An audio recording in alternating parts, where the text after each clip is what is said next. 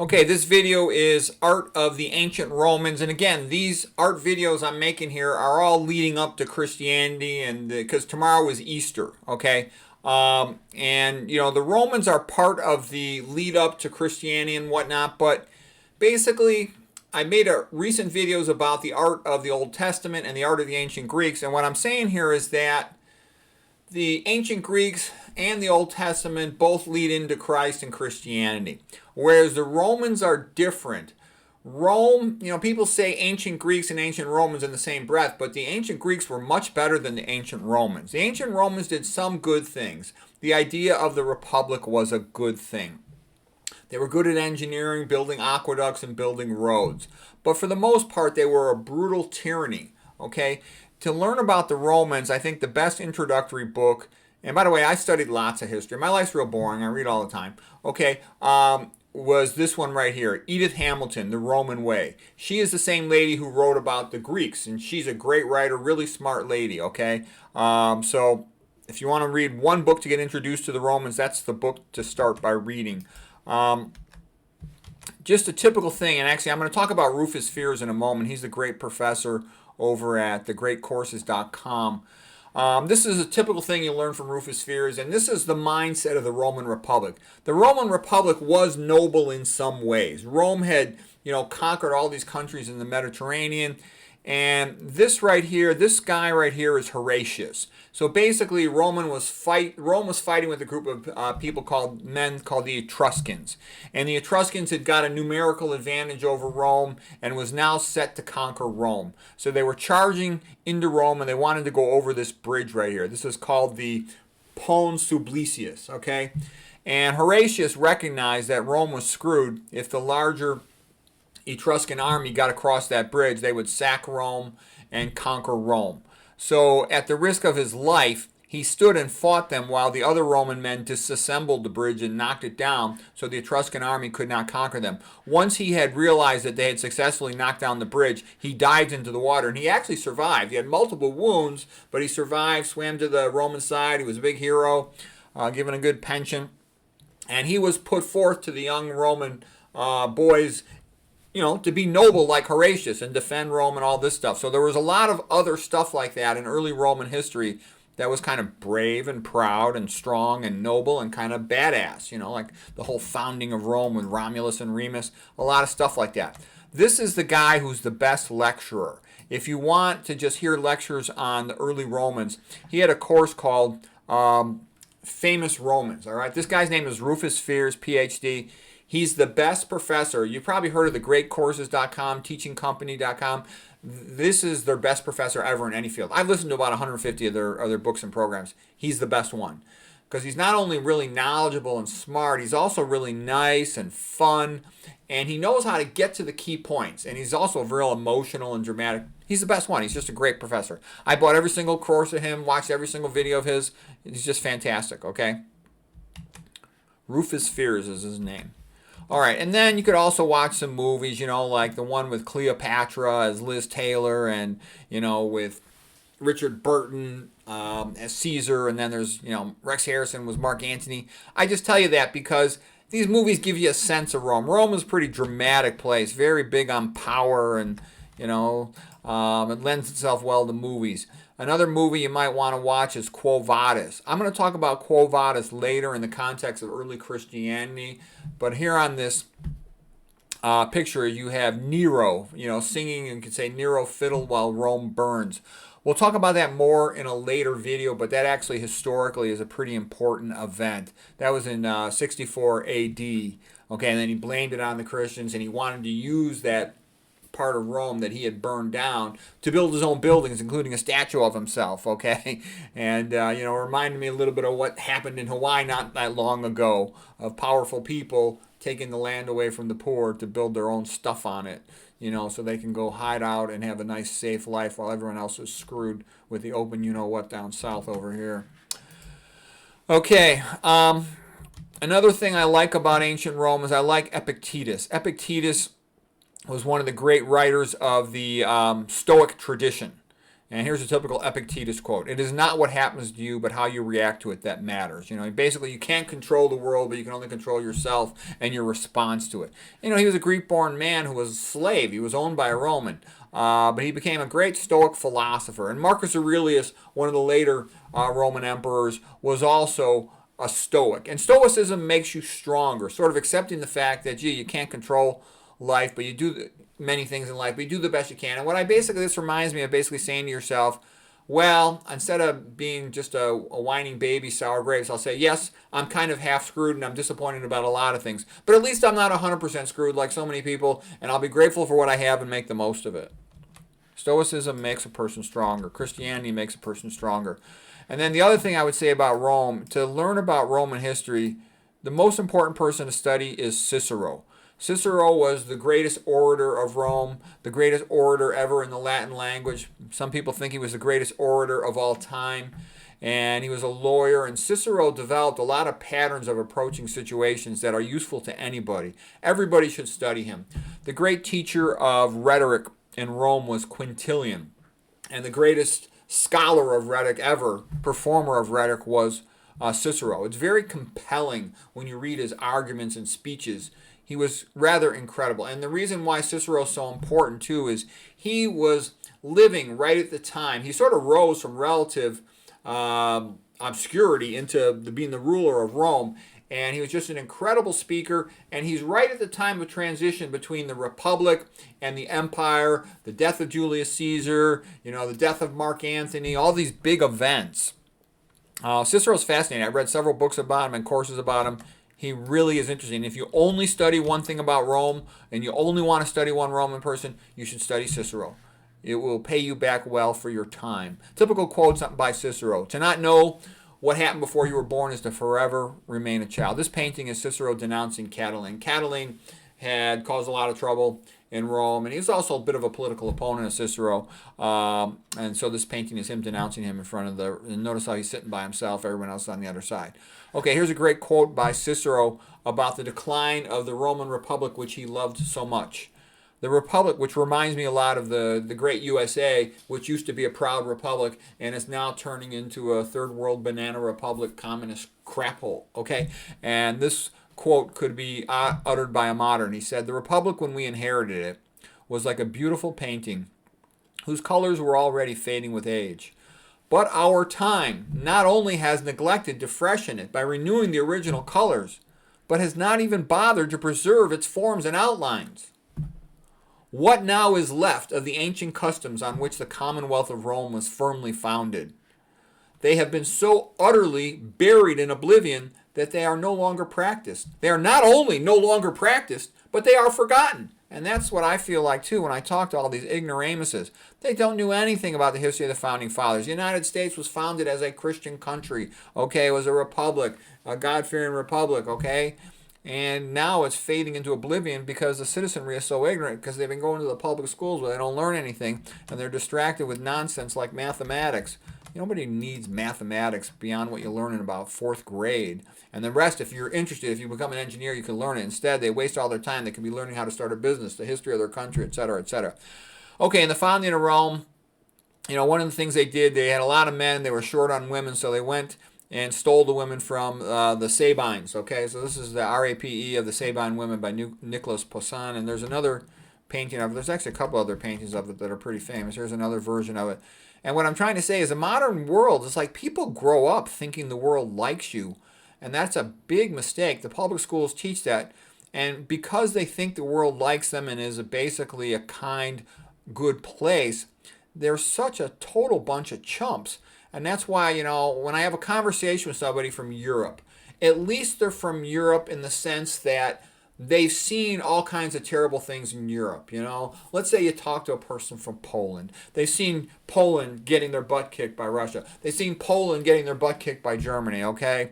So they've got some sense, or by the Turks, they've got some sense of what could happen. They have some perspective, some ability to see from different perspectives. Whereas a typical American doesn't know anything about American history, doesn't know anything about the history of the rest of the world, and you can say, oh, isn't it just a joke? But the sadness is they're so ignorant that they have no ability to behave or vote in an intelligent manner. and they basically welcome all these tyrants. And right now, America is largely ruled in many areas by puppets of tyranny who just do whatever they're told. And all this, diversity, affirmative action stuff is exploited to get puppets into office who will do anything no matter how wrong it is. They have no ability to think for themselves. There's a lot of those in all kinds of minor positions all over the USA, and not only, and also in corporations and stuff too, and it's bad. Okay. All right, here's Charlton Heston. He was the star of the movie Ben-Hur. It's a great movie. It was a book by Lewis Wallace, Ben-Hur, A Tale of Christ. And here he is in a chariot race. It is an awesome chariot scenes, the best chariot scenes ever in a movie. Here's a painting of a chariot race by Jean-Léon Gérôme. He's a great French artist. So pretty exciting stuff. Look at all the people in the Colosseum. So Rome would make these incredible big buildings. They were quite good at engineering. But for example, a typical thing with Rome is they loved the Greeks, and they just adopted Greek mythology and whatnot, and a lot of the Greek literature. Cicero, for example, traveled to Greece and translated a whole bunch of Greek books into Roman. I mean, that's how smart, into Latin. He was so smart he could do that, and he did a lot of good things like that.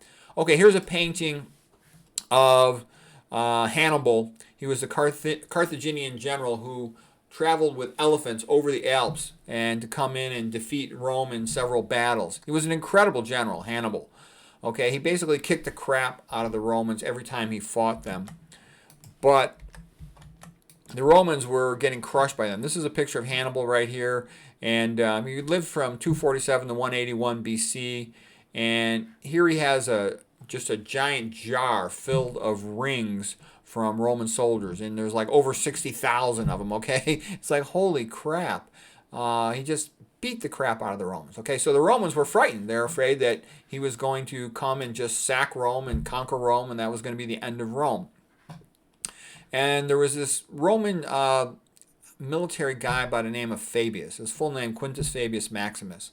And he said, you know what, we got to forget about going head-to-head with Hannibal. We will never be successful head-to-head with Hannibal. The guy's just a genius, and we can't fight him head-to-head. We can't fight him that way. So he came up with what is now known as the Fabian strategy. It's used when fighting a more powerful foe to sort of weaken them. And basically he would disrupt their supply lines, try to demoralize Hannibal and his men. And it was a bit of a scorched earth policy to make no food available to them, to avoid a large open-scale conflict in which they thought Hannibal was sure to win. And by this strategy, they sort of, deprived Hannibal of what he wanted, a big, decisive victory. And this enabled them to win over Hannibal and conquer Carthage, okay? And to some extent, GW used this in the founding of the United States against the Brits. And it's something to be aware of when one is weaker, okay? So that is the Fabian strategy.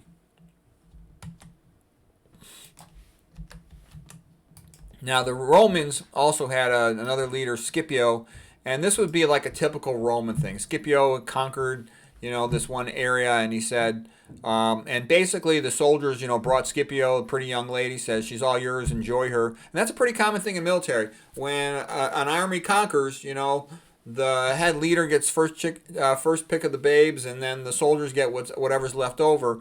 And so they brought her to Scipio, and she was like engaged. I think this was her fiance, this young guy. And the parents of the girl went to Scipio, and they offered him all these presents, all their wealthy, jewelry and pottery and brass or whatever their cookware was. And Scipio said, no, you can keep the girl and you can keep all your money and your gifts. And that was a sign of Roman being magnanimous. And Rome often did do stuff like that. They also often were completely brutal and evil. But I show you this because this was Rome's mind. A lot of times when you have a conquering group, they like to see themselves as being good. They say, well, yes, we conquered these places, but it was for their own interest because now we civilize them. Like England used to think it was benefiting these countries when it would conquer them because it's going to civilize them. And to some extent, other empires have often been like that, including the USA. I'm pretty well familiar with the history of Puerto Rico and what they did to Puerto Rico. Okay, and I'm quite familiar with what the Brits did to the Irish when they brutalized them and tried to pretend they were doing them a favor. But anyways, this is kind of a famous painting, and I'm just showing the logic of that. And what's bizarre about it is, you see, look at the logic of it, that it's expected that he would take the women of their place, okay? And that's just what armies have done all throughout the world traditionally. Not nice, okay? And here's a little more insight into the mentality of the Romans. This is Julius Caesar, and Julius Caesar was a military genius. The guy was incredible. He basically kicked the crap out of the Gauls, sort of the people of France of that time, kind of related to the Celts and whatnot. And this guy, Vercingetorix, I don't know how to pronounce his name, Vercingetorix, was a brilliant guy. He was a great leader, but they just were outpowered by the Roman army led by Julius Caesar. And Julius Caesar wrote famous commentaries. People who read them said they were absolutely brilliant and incredible, his ability to write and think in Latin. But he was also pretty brutal. Obviously, the Gauls were afraid of him. I don't know how many he killed of them. It was like close to 1,000,000 of them, which is a lot, especially in those days. Vercingetorix was then paraded as a prisoner, a trophy of war in Rome, paraded through the streets, and later on he was killed. But this kind of shows you the mentality of Julius Caesar. And, he was sort of bloodthirsty thug who wanted to distinguish himself as a leader. And I'm showing you this just to give you a sense of what Rome's like. When you read Roman history, it's endless conquest, battles, brutality, cruelty. It's really not that pleasant to read. Schopenhauer had talked about the two histories, the history of the will and the history of the arts and civilization. And it's a great pleasure to read the history of the arts and civilization, all these new discoveries and thoughts and ideas. It's beautiful. Versus the history of the will is the history of might, power, conquest, and it's full of evil, bad things. Then here is Cleopatra, beautiful woman. She was also brilliant. She spoke a bunch of languages, and all the powerful men that encountered her fell in love with her. Julius Caesar's in love with her. Here he is giving her that shy wave, and she sees him as Mr. Power in Rome. Okay, but Julius Caesar didn't stick around for too long. He got accused of trying to, want to be a king. Brutus and Cassius led a group of men to take care of Julius Caesar on the Ides of March, March 15, in 44 BC. Okay, and there's lots of paintings of this. So here's another painting, Death of Julius Caesar by William Holmes Sullivan. His purple robe is not enough to protect him there. Here's another one. This is by all these famous artists of paintings of the Romans. By Jean-Léon Jerome, The Death of Caesar. And of course, there was a Julius Caesar play that's read in freshman year of high school at most high schools in USA. Here's another just painting by Carl von Pelotti. So all these paintings are what happened to Julius Caesar. And basically, I think the reason why they have freshmen in high school read it is because they want to discourage them from ever reading any other book again in their life. They're just not emotionally ready to read Julius Caesar. Great Expectorations by Charles Dickens is absolute by far his worst book. Then they have to force them to read To Kill a Mockingbird, which basically is an indirect way to say, you're racist, you're racist, you're racist. And what they're trying to do is make these children hate reading, and they succeed at it. And once these American kids get through their freshman year of high school, most of them, other than for school, never read another book again in their life. And it's kind of sad and unfortunate. I got to sometimes try to fix this webcam by going up close to it, then it'll often reset itself. Let's see if that works. Maybe, maybe not. All right, so anyways, that's a statue of Augustus, the statue of Augustus, and he was, it worked that time, he was then the great leader of Rome and the transition figure who took Rome into becoming an empire instead of being a republic. And he was also Octavian. He was the adopted son of Julius Caesar, and he was victorious over Pompey, victorious over Mark Antony. Pretty good statue there. You can see the Romans were pretty good at that. And then Virgil the poet wrote the Aeneid, which is about the founding of Rome. And Octavia, her son had died recently, and sort of when Virgil read his poem getting near that part, she was very sad and she fainted. Okay, and here's Augustus right here. Okay. And the Aeneid is still a pretty good thing. It's a little bit, propaganda, if you will, but it's still a pretty good epic. All right, of course, the Iliad and the Odyssey for the Greeks, Iliad and the Odyssey for the Greeks, are the most famous epics. And Paradise Lost is an epic, but the Aeneid is also pretty good. The whole story of Aeneas and how he split up with Dido and Carthage. I didn't have time to get all those paintings, but it's kind of a good stuff. Here she is fainting again, very sad. Okay, and during Augustus' reign, Jesus Christus was born. And it kind of reminds me, a little bit of USA, Rome, sort of this brutal, tyrannical, in many ways evil place. And then there's some hope. Hope with Christ. Okay, here's this woman being dragged by her hair, things like that in Rome.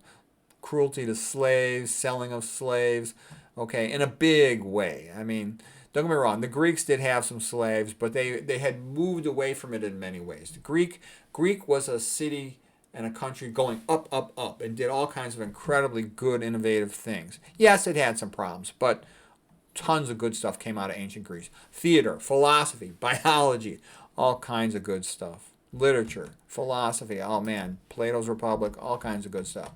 Now I want to show you some of the problems that Rome had later. Rome kind of messed with all its neighbors and wanted to expand as far as it could. And it ran into the barbarians of what we now call Germany, who were pretty good at resisting them. This was the great battle of Teutoburg Forest, okay? And this guy was a leader, Arminius. Arminius was the barbarian tribal leader, and he actually had been trained by the Romans in the Roman army with Varus. So Varus was the Roman general leading his legions under, Augustus was the empire. This was right, in the early part of Anno Domini, okay? And so he understood the tactics of the Roman military.